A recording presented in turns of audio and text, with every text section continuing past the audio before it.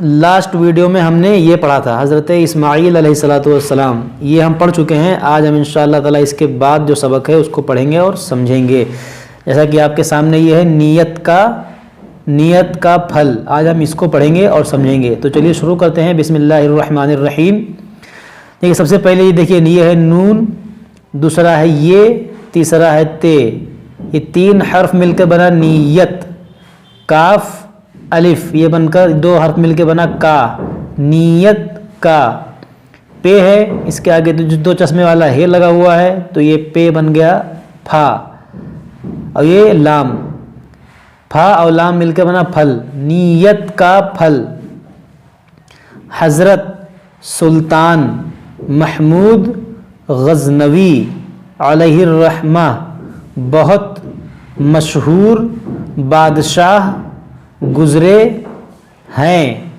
ایک مرتبہ آپ سیر کرتے ہوئے ایک ایسے دیہات میں جا پہنچے جہاں گنے بہت زیادہ بوئے۔ آپ نے اب تک گنا دیکھا نہیں تھا۔ جب آپ نے گنا چوسا تو بہت پسند آیا۔ آپ نے اپنے دل میں سوچا کہ گنے کی پیداوار پر بھی لگان مقرر کروں گا تاکہ ہر سال ہمارے شاہی خزانے کو ایک نئی آمدنی حاصل ہوتی رہے۔ اتنا سوچنا تھا کہ اب جو گنا آپ چوستے ہیں اس میں رس ہی نہیں۔ آپ نے کسانوں سے کہا کہ لوگوں کیا بات ہے کہ اچانک گنوں کے رس ہی ختم ہو گئے۔ آپ کی بات سن کر ایک بوڑھا کسان سامنے آیا اور کہنے لگا کہ ایسا معلوم ہوتا ہے کہ اس ملک کے بادشاہ کی نیت بگڑ گئی ہے۔ اس نے اپنی سلطنت میں کوئی ایسا قانون جاری کرنا چاہا ہے جس سے رعایا کو تکلیف ہو۔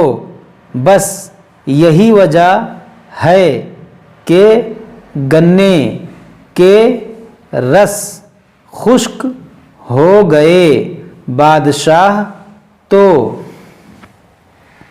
خود آپ ہی تھے اور آپ ہی نے گنے کی پیداوار پر لگان مقرر کرنے کا ارادہ کیا تھا۔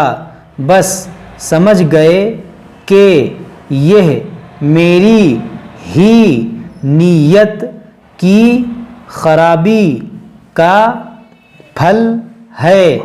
آپ نے فوراً دل میں توبہ کی اور ٹھان لیا کہ میں ہرگز لگان مقرر نہیں کروں گا۔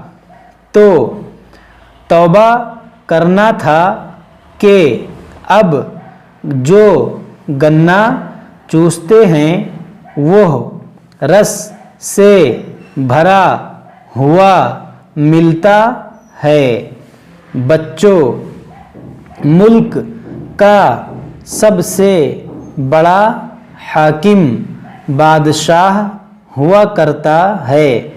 जब तक बादशाह ठीक रास्ते पर चलता रहेगा, मुल्क के अंदर खुशहाली रहेगी, और जब उसकी नीयत बिगड़ जाएगी तो मुल्क में तबाही ज़रूर फैलेगी।